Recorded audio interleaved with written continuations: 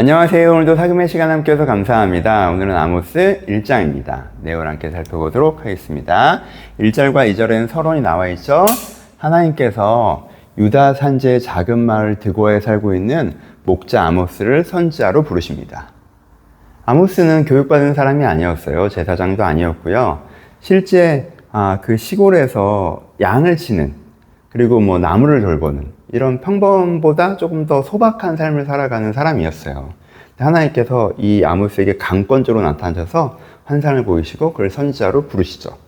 어디에 선지자로 부르세요? 특이하게 유다의 선지자로 부르신 것이 아니라 북이스라엘의 선지자로 부르십니다. 그 당시 북이스라엘은 어떤 상태였어요? 여로보암 2세여서 가장 화려한, 국력이 가장 센 그런 상태였어요. 그래서 유다의 가장 초라한 사람을 가장 화려한 북이스라엘의 선지자로 보내어 사용하시는 것들을 보여주고 있습니다. 그래서 전하시는 말씀은 무엇입니까? 초장이 마르리라. 하나님께 너희 가운데 먼저 축복하셔서 말씀하셨는데 너희 것을 듣지 않고 귀 기울이지 않고 너희 뜻대로 살아가기 때문에 너희들의 그 풍성함이 마를 것이다 라고 하는 것이 아모스의 핵심적인 메시지였습니다. 그러니까 이것 자체가 갖는 메타포가 있죠. 겉보기로는 너무너무 화려하지만 사실은 하나님 없는 이스라엘의 초라. 겉보기에는 정말 작고 소박한 존재지만 하나님이 있는 아모스의 아름다움.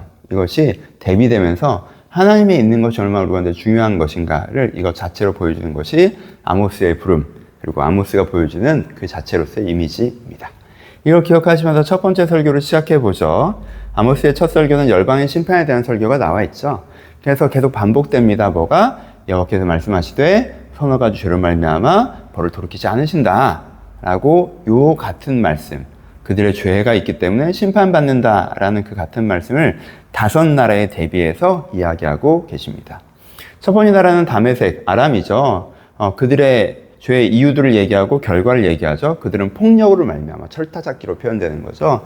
성읍이 불타고 권세가 끊어질 것이라고 얘기하시고 계시고요. 그 다음에 가사 블레셋을 얘기합니다. 그들의 인신매매, 잡아다가 노예로 팔아먹는 것이죠. 에돔에 넘기죠. 그들의 성읍이 불타고 권세가 끊어질 것이다 라고 얘기하십니다. 두로에 대해서도 그들의 배반과 인신매매, 에돔에 넘기는 것이죠. 그래서 성이 불타고 멸망할 것이다 라고 얘기하십니다.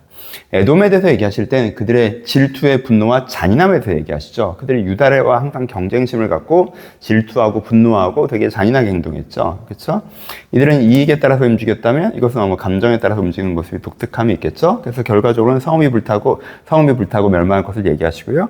5번째는 암논도 마찬가지입니다. 그들의 잔인함, 그들의 욕심의 잔인함으로 인해서 성이 불타고 권세가 끊어질 것이다. 그래서 사로잡혀 간다라고 얘기하시는 것이 설교의 내용입니다.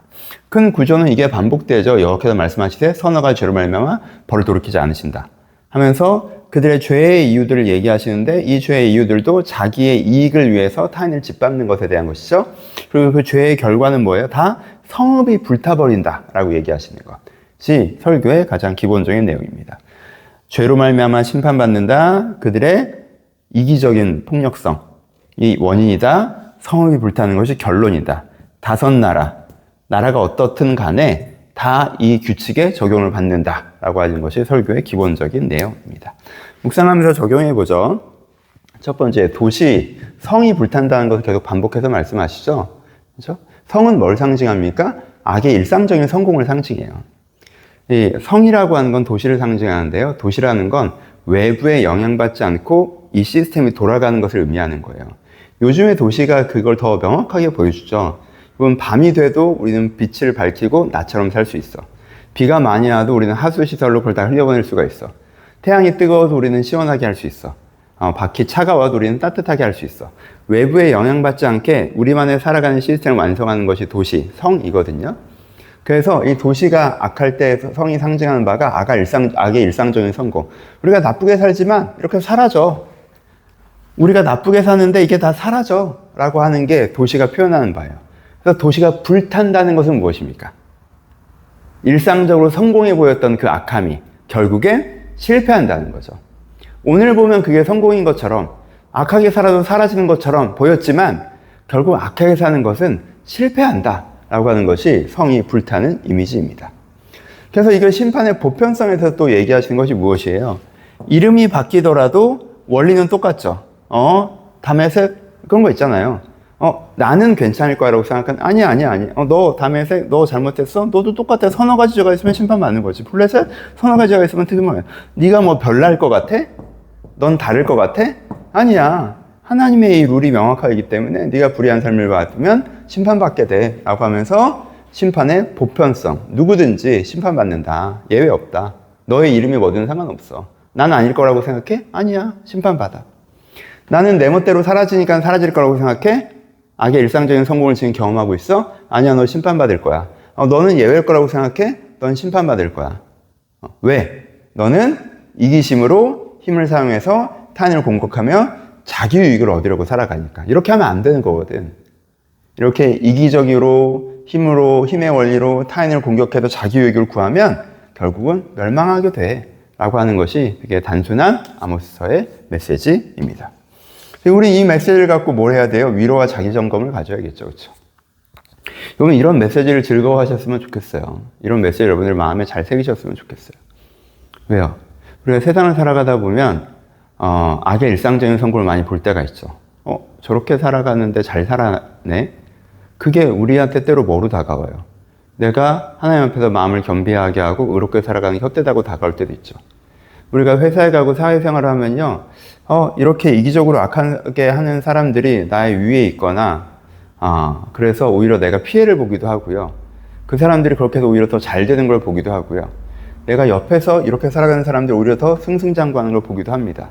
근데 그때 이 말씀을 묵상하셔야 돼요. 저렇게 하는 거 분명히 심판받는 거다. 아이고야, 저렇게 살면 안 될 텐데. 분명히 하나님 심판하시는데. 라는 것들에 대해서 여러분들 위로받으셔야 됩니다. 그렇죠? 먼저. 그렇죠? 그렇지 않으면 우리 가운데 뭐가 있어요? 분노와 억울함과 상처와 유혹이 오죠. 분노. 어떻게 저렇게 살아가는데 억울함. 나 피해받았어. 상처. 가슴 아파. 유혹. 나도 저렇게 살아가야 되는 건가? 그렇죠? 이게 분명히 실패한다는 거 우리 마음에 굳게 새길 때 우리가 위로받음으로 우리 스스로를 지킬 수 있습니다. 그렇게 다시 한번 심판의 메시지를 여러분 마음가운데 묵상해 보셨으면 좋겠고요. 적용은 조금 더 긍정적으로 해볼까요? 여러분, 나의 삶의 방식에 자부심을 가지세요. 나의 삶의 방식에 자부심을 가지세요. 우리가 이렇지 않다는 거에 자부심을 가져야 돼요. 내가 하나님의 중심을 두고 기쁨과 순종의 삶을 살고 있잖아요. 여러분, 오늘도 지금 이렇게 사금하시면서 하나님을 마음에 초대하고 기쁨, 하나님의 영원군의 은혜 기쁨을 누리려고 하고 오늘도 주의 뜻에 따라 살아가려고 하시잖아요. 여러분, 이런 세상의 삶의 원리가 아니라 은혜의 삶의 원리로 살아가고 계시잖아요. 여러분, 이렇게 살고 있는 게 너무 잘 살고 계신 거예요. 자부심을 가지세요. 이렇게 살고 있는 게 이미 성공한 것이에요. 세상과 같지 않고 여러분들이 이런 삶을 살고 있다는 게 이미 성공한 삶이에요. 이런 하루하루를 살아가는 거고 이런 하루하루를 쌓아가는 게 여러분 인생의 진짜 성공입니다. 결과는요, 그냥 중간중간 오는 선물 같은 것이고 이 삶 자체가 성공이라는 걸 여러분들이 아셨으면 좋겠어요. 그래서 여러분들 오늘도 이 아침에 말씀에 귀 기울여서 내가 세상 방법대로 살아가고 세상 원리대로 살아가고 남들과 같이 살아가지 않고 하나님께로 말미암아 내 영혼의 중심의 기쁨을 회복하고 오늘도 주님 내가 어떤 마음으로 살아가야 됩니까? 라고 순종하고자 하는 이것이야말로 참 성공인 이 삶의 가치를 여러분들 다시 한번 깊이 느끼시고 자부심을 가지고 오늘 삶의 현장에 가셔서 삶의 현장에서 어떤 방식으로 여러분들을 평가하건 흔들리지 마시고 그건 그렇게 중요한 게 아니니까 하나님 앞에서 이 자부심과 기쁨으로 여러분들의 영혼을 지키며 하루를 잘 보내셨으면 좋겠습니다. 좋은 아침입니다. 세상에 들어가면 세상의 기준과 판단 원리가 여러분들에 쏟아져 들어올 것입니다. 세상이 여러분을 높여준다고 하더라도 너무 기뻐하지 마시고 세상이 여러분을 낮춘다고 하더라도 너무 슬퍼하지 마시고 하나님께서 나를 높이시고 귀히 여기시는 것이 오늘 나의 가장 큰 기쁨이 되기를 주님의 이름으로 축복합니다. 좋은 하루 되세요.